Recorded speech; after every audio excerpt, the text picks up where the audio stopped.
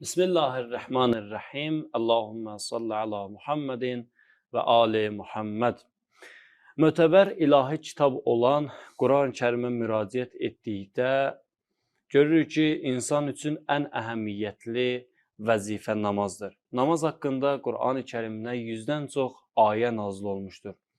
Bu ayələrə əsasən namazın bütün şəriətlərdə vacib buyurulmuş ibadət olmasını görürük. İbrahim surəsinin 40-cı ayəsində belə oxuyuruq. İlahi, məni də nəslimdən olanları da namaz qılan et. Bu dua Həzrəti İbrahimə məxsusdur. Həzrəti Musaya ilk nazil olmuş vəhyidə belə buyurulur. Mənəm o Allah ki, məndən qeyri tanrı yoxdur. Mənə ibadət et və məni yad etməkdən ötürü namaz qıl. Həzrəti İsa hələ beşikdə olarkən belə deyir.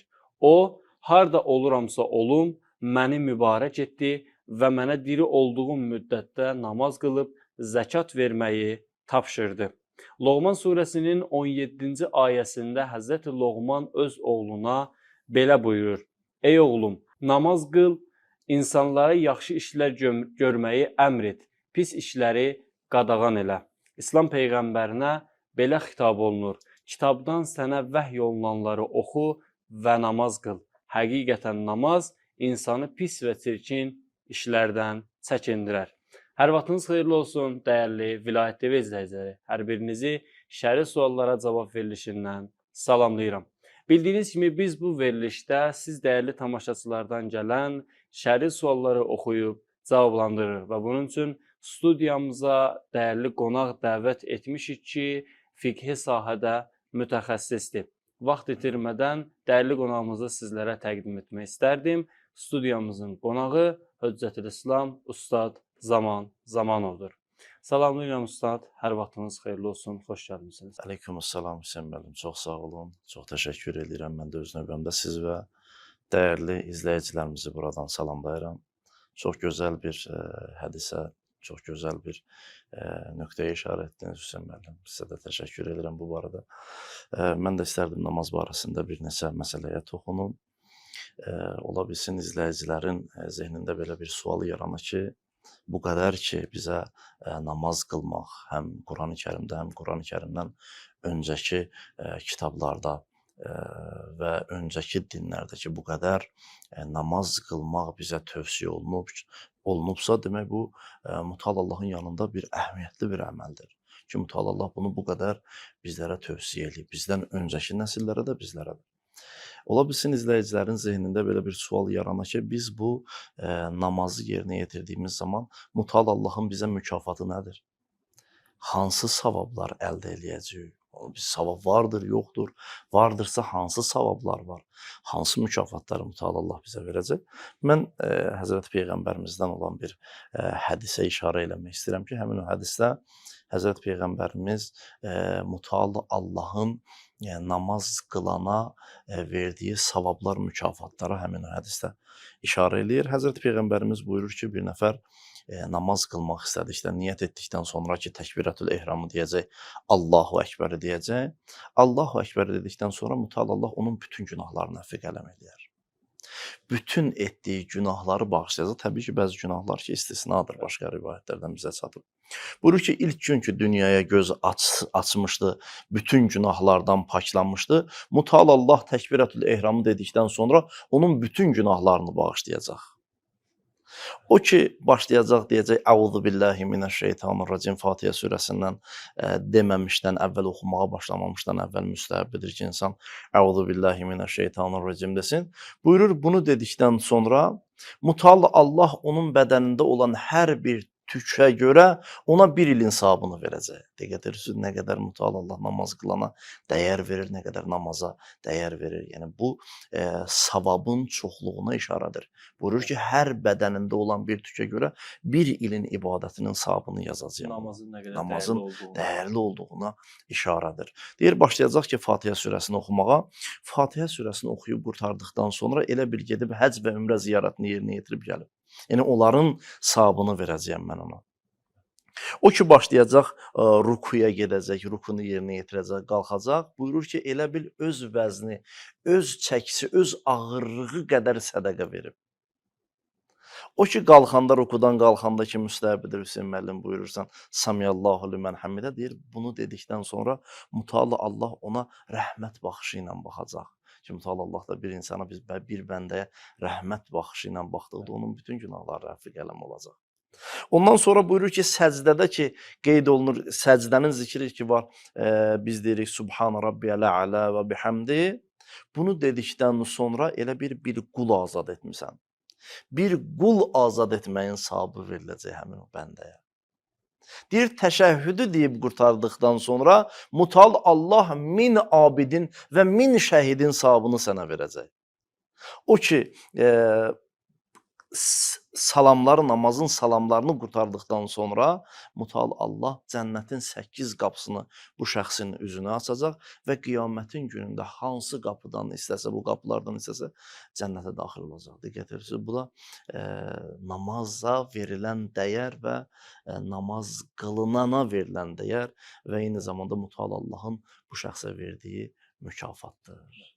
Çox sağ olun Ustad, dəyərli məlumatınız Çox üçün təşəkkür və icazənizlə mən izləyicilərdən gələn ilk sualı Buyurun. oxumaq istərdim. İzləyicilər yazırlar ki, öz qəza, namaz və oruclarım vardır. Bəli. Atamın qəza, namaz və orucları da boynuma gəlib. Bu halda hansını birinci yerinə yetirməliyəm? Əuzu billahi mineşşeytanirracim. Bismillahirrahmanirrahim. Allahummə salli ala Muhammedin və ali Muhammed. Çox gözəl bir sualdır Hüseyn müəllim. Bildiyiniz kimi ata vəfat etdikdən sonra böyük oğula vacibdir ki, təbii ki, bəzi şərtlər çərçivəsində böyük oğula vacibdir ki, atanın və ananın namazlarını yerinə yetirsin. Və əgər atanın və ananın namazları bu şəxsin boynuna gəlibsə ki, təbii ki, vacib namazlardandır. Bizim bir neçə vacib namazımız vardır. Onlardan da biri atanın və ananın böyük oğula buraxdığı qəza namazlarıdır. Bunların ikisi də vacibdir. İstər öz qəza namazları olsun, istər atasının və yaxud da ki, anasının qəza namazları olsun. Fərq eləməz. İkisi də vacibdir. İkisi də bu şəxsin boynundadır. O ki, qaldı bunların hansını birinci yerinə yetirməlidir, ixtiyar sahibidir. Hansını istəsə yerinə yetirə bilər. Eləyə bilər birinci öz qəza namazlarını yerinə yetirsin, sonra atasının qəza namazlarını yerinə yetirsin. Eləyə də bilər atasının namazlarını, qəza namazlarını birinci yerinə yetirsin, sonra keçsin öz namazlarını. Eləyə də bilər, məsələn, bir ay bundan yerinə yetirsin, bir ay ondan məsələn yerinə yetirsin. Hər bir halda ikisi də bunun boynundadır, vacibdir. Hansını yerinə yetirirsə, yetirə bilər, ixtiyar sahibidir. Çox sağ olun Ustad, minnətdarıq. Növbəti sual oxuyum. Növbəti sual belədir ki, ananın qəza namaz və orucları böyük oğula vacibdirmi? Baxın, Hüseyn müəllim, çox gözəl bir sualdır. Ananın qəza namazları böyük oğula vacibdir ya yox? Bu barədə alimlər arasında müxtəlif görüşlər var. Xamneyi ağa ilə Məkarim Şirazi ağanın nəzərinə görə, bəli, ananın da qəza namaz və orucları, əgər ana namaz qılandırsa, təbii ki, Xamneyi ağanın nəzərinə görə namaz qılan olmasa da belə yenə də ehtiyata vacib əsasən lazımdır. Amma Məkarim Şirazi ağanın nəzərinə görə ana namaz qılan olubsa və bu müəyyən üzürlü səbəblərə görə namazlarını məsələn qılmayıb, orucun məsələn tutun, müəyyən üzürlü səbəblər olur. Yəni üzürsüz səbəb olmayıb. Yəni Mütəal Allaha üsyan ucbatından olmayıb bu. Üsyan etmək ucbatından olmuyor. Üzürlü səbəblərə görə namazlarını qəzaya verib, oruclarını məsələn tutmayıb. Bu cür olduğu təqdirdə bəli, Məkarim Şirazi ağa ilə Xamneyi ağanın nəzərinə görə böyük oğula vacibdir. Ananın namazlarını və oruclarını yerinə yetirsin. Amma Sistan ağanın nəzərinə görə xeyr, vacib deyildir. Yəni böyük oğula vacib deyil, ananın qəza namaz və oruclarını yerinə yetirmək. Təbii ki, burada da müəyyən şərtlər var. Bayaqlarda vurğuladığım kimi Xamneyi ağanın nəzərinə görə istər ana namaz qılan olsun, istər olmasın. İstər ata namaz qılan olsun, istər olmasın. Əgər namaz qılandırsa heç, bu vacibdir. Əgər yox namaz qılan olmayıbsa da belə yenə də ehtiyatı vacibi əsasən böyük oğula vacibdir ki, atanın, ananın qəza namaz və oruclarını yerinə yetirsin. Məkarim Şirazi ağanın nəzərinə görə isə buyurur, əgər ana və ata namaz qılan idisə, üzürlü səbəbdən tərk edibsə namazını və orucunu, bəli, burada vacibdir böyük oğul yerinə yetirsin. Amma yox, üzürsüz səbəbdən. Bilib ki, məsələn, ata-ana bilib namaz vacibdir. Məsciddə azan verirlər, övladım namaz qılır, oruç tutur. Bilə-bilə bunlar vacibdir, etməyiblər. Bu cür olduğu təqdirdə vacib deyil bu oğula. Məsələn, bunların namaz oruclarını yerinə yetirsinlər.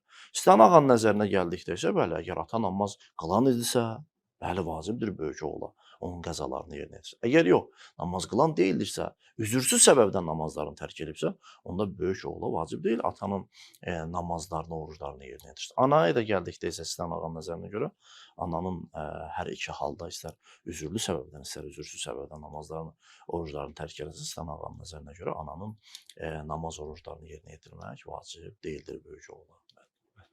Çox sağ olun sizə dəyərli məlumatınız üçün və növbəti sual oxuyun və bu sual demək olar ki, aktual suallardan ki, ən çox soruşulan suallardandır. Soruşur ki, xumus ili necə təyin olunur? Bəli, buyurduğunuz kimi Hüseyn müəllim çox aktual suallardandır və çox insanlar da bunda səhv eləyirlər. Buyurur ki, məsələn, mən filan bayramı və yaxud da ki, Ramazan ayının birinci gününü və yaxud da ki, birinci Qədir gecəsini və yaxud da ki, müxtəlif məsələn, günləri, ürəkləri istədiyi günləri özlərinə xumus ili təyin edirlər. Əslində, bu xumus ili insanın ixtiyarında olan bir şey deyil. Xumus ili cəbri, qəhri bir gündür ki, insan üçün avtomatik olaraq təyin olunur. Necə zöhr namazının vaxtı insanın əlində deyil. Müəyyən bir vaxt gəlib çatdıqdan sonra namazın vaxtı vacib olur, daxil olur və insana vacibdir ki, bunu yerinə yetirsin. Yəni bu vaxt insanın öz əlində deyil. Biz eləyə bilmərik, ürəyimiz istədiyi vaxt, zöhrün vaxtı daxil olmamış namaz qılaq. Xumus da bu şəkildədir. Yəni öz əlimizdə deyil, ürəyimiz istədiyi günü gələk xumus ili bir təyin eləyir. Xumus ili Mütəal Allah tərəfindən təyin olunmuş bir vaxtdır və burada da alimlər arasında müxtəlif görüşlər var. Xamneyi ağanın nəzərinə görə xumus ili müxtəlifdir insanın işləri və ona görə də müxtəlifdir. Məsələn, fərz edək bir nəfər aylıq maaşa işləyirsə, müəllim kimi və yaxud da ki, hər hansı bir şəxsi hər ay pul alırlar. Bu cür olduğu təqdirdə ilk maaşı ələ ala biləcəyi, aldıqları gün və yaxud da ki, ələ ala biləcəkləri gündür. Məsələn, ola bilsin bir insan 15 gündən bir gəliri var, maaşını verirlər. Həmin 15 gün ki var, o təyin olunur, o gəlib çatanda həmin o gün onun xumus ilidir. Və yaxud da ki, bir aydan bir ola bilsin bir nəfər maaş alır. Həmin o gün, gəlib pulu ələ ala biləcəyi gün və yaxud da ki, alacağı gün onun xumus ilidir. İlk məsələn həmin o gün. Və yaxud da ki, ticarətçi ilk əşyanı ki satır, o ki satdı, həmin o gün olur onun xumus ili. Əkinçi məsələn məhsulu ələ alacağı gündür. Xamneyi ağanın nəzərinə görə. Amma Sistani ağanın nəzərinə görə yox. İlk işə başladığı gündür. Məsələn, bir nəfər maaş aldığı bir işdə işləyirsə, maaş alacağı bir işdə, ilk gün ki başlayır işə, həmin o gün onun xumus ilidir.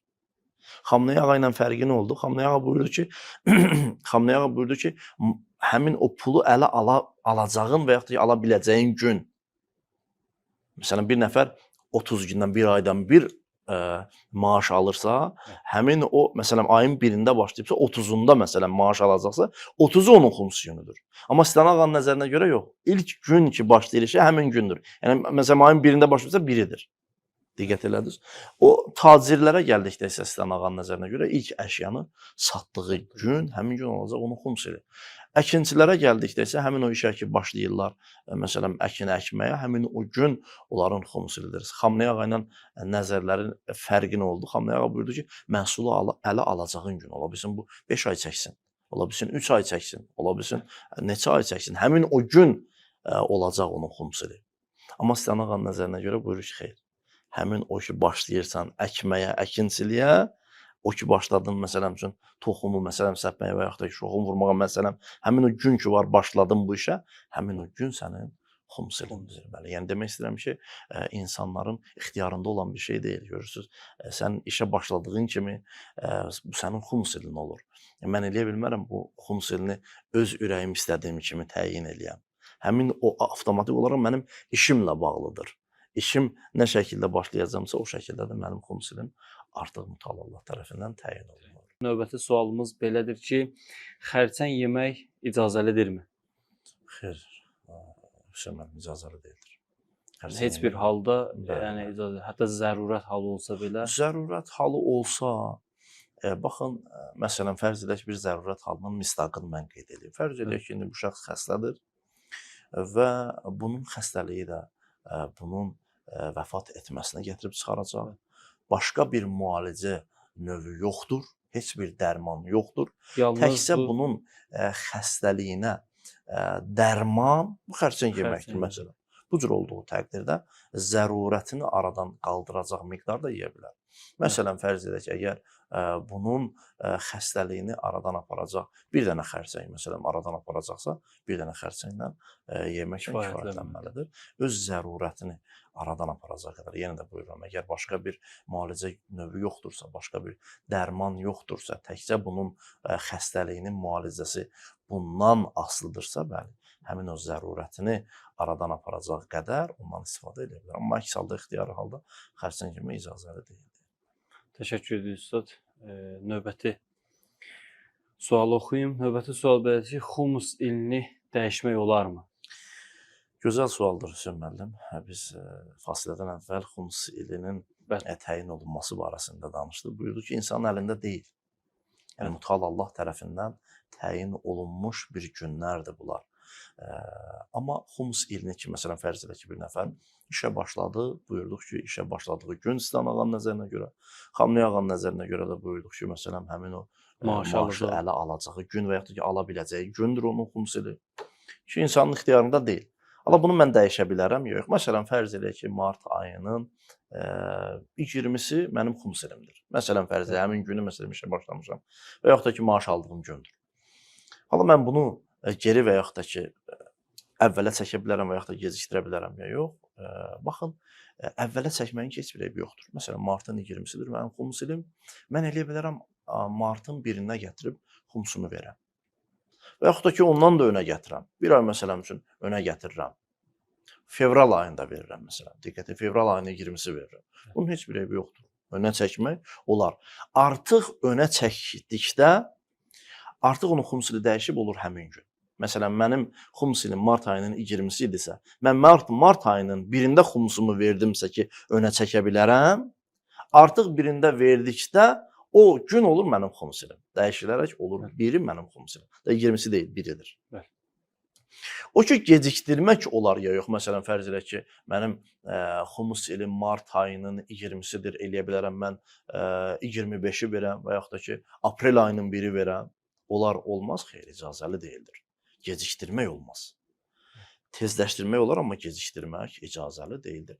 Əgər gecikdirmək istəyirsə, bu şəkildə yerinə yetirə bilər. Bu əslində gecikdirmək deyil, tezləşdirməkdir. Məsələn, gəlir mart ayının 20-si bunun xumus ilidir. Gəlirəm həmin günü mən xumusumu hesablayıb verirəm bir dəfə, paklayıram pulumu, gecikdirmirəm. Gəlib məsələn aprelin 1-də vermək istəyirəm. Məsələn, istəyirəm ki, aprelin 1-i mənim xumus ilim olsun. Gəlib aprelin 1-də də o neçə gün ki var, 10 gün ki, 9-10 gün ki var, o 9-10 gündə də qazandığımı hesablayıb xumusumu versəm, artıq aprelin 1-i olur mənim xumusum. Burada gecikdirmək deyil, diqqət eləsək. Burada əslində önə çəkməkdir. Çünki mən bir dəfə vermişəm, 9 gün keçir. Çünki mənim 1 il fasiləm var da. 1 il fasiləm var. 1 il mənə möhlət verilib mütəal Allah tərəfindən. Mən bu 1 ili tezləşdirib 9 gündən sonra xumusumu verirəm. Əgər o martın 20-si xumusu verməsən, gəlib aprelin 1-i versəm, onda gecikdirmə olacaq. O gecikdirmədir. Əks halda amma 20-si verib, məsələn, həmin 9 gündə versə, o gecikdirmə. Bəli, bu gecikdirmədir, əslində önə çəkməkdir. Çünki mənim 1 il fasiləm vardır, mən 9 gündən sonra xumusumu verirəm. Diqqət edirsiniz. Bu şəkildə eləyə bilər, xumus ilini dəyişsin. Amma gecikdirmək ki, biz buyurduq ki, məsələn, mart ayının 20-si bunun xumus ilidir. Gələ, məsələn, verməyə xumus ilini, həmin o 20-sində xumusunu verməyə gecikdirə gələ aprelmi, bu icazəli deyildir. Minnətlər Ustad. Növbəti sualı oxuyum. Növbəti sual belədir ki, qunutdan sonra bəzi insanlar əllərini üzlərinə çəkirlər. Bu iş müstəhəbbidirmi? Baxın, Hüseyn müəllim, xeyr. Bu işin qunutdan sonra ki, məsələn, əllərini üzlərinə çəkirlər, bunun müstəhəb olması sabit deyildir. Hətta bəzi ağalar buyurur, məkruhdur. Vacib namazlarda bunu yerinə yetirmək müstəhəbdəki deyildir. Minnətlər Ustad. İcazə ilə növbəti sualı oxuyum. Növbəti sual belədir ki, yəni ən çox soruşulan suallardandır, aktual mövzulardandır. Soruşurlar ki, qəlyan çəkmək icazəlidirmi? Baxın, Hüseyn müəllim, qəlyan çəkmək, ondan qəlyan olsun, siqaret olsun, digər tüstü məmulatları olsun, bunların çəkilməsi Əgər insana zərəri vardırsa, zərər də addi zərər yox, məsələn, bir ciddi zərəri var və ağıllı insanlar tərəfindən təsdiqlənib bu zərər. Bəzi insanlara həqiqətən də bunun zərəri var. Bəli. Doktor təyin eləyir, təyid eləyir, buyurur Qəti surətdə qadağan icazəli eləyir. deyildir. Sənin həyatın üçün təhlükəsi var və yaxud da qəlyan çəkmək icazəli deyil. Diqqət edirsiniz? Yəni ciddi bir təhlükəsi, ciddi bir zərəri var. Əgər təyin olunsa, təsdiq olunsa ağıllı insanlar tərəfindən, xeyr, siqaret və qəlyan çəkmək icazəli deyildir, haramdır, olmaz. Amma yox, cüz'i, yüngül bir zərərlərin olduğu təqdirdə istər siqaret üçün olsun, istər qəlyan üçün olsun, bunların heç bir ciddi zərəri olmadığı təqdirdə çəkmək icazəlidir. Təşəkkür edirəm. Yəni bu qayıdır bir növ insanın özünə, hər bir insanın öz məsələsidir. Ola bilsin bir insan üçün ciddi zərəri var, digər bir insan üçün yoxdur. O zərəri olan insana icazəli deyildir, haramdır. Zərəri olmayan insanlar üçün isə halaldır bu şəkildə. Minnətlər ustad. Növbəti sualı oxuyum. Növbəti sualımız belədir ki, qoyulma dırnaqla dəstəmaz alıb namaz qılmaq olarmı?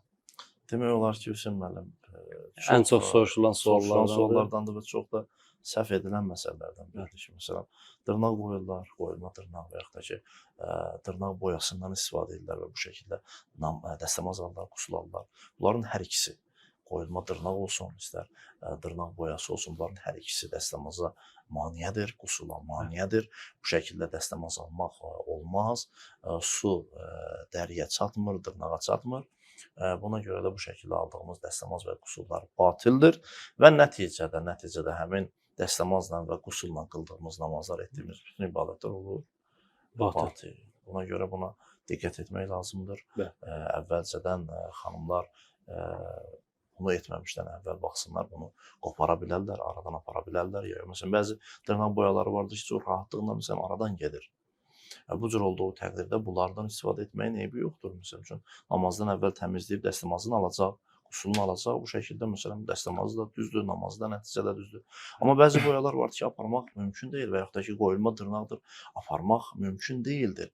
Buna görə burada diqqət yetirmək lazımdır ki, bunları istifadə etməzdən əvvəl baxsınlar, görsünlər, aradan apara bilərlər ya yox. Əks halda bunların dəstəmazları batil olacaqdır.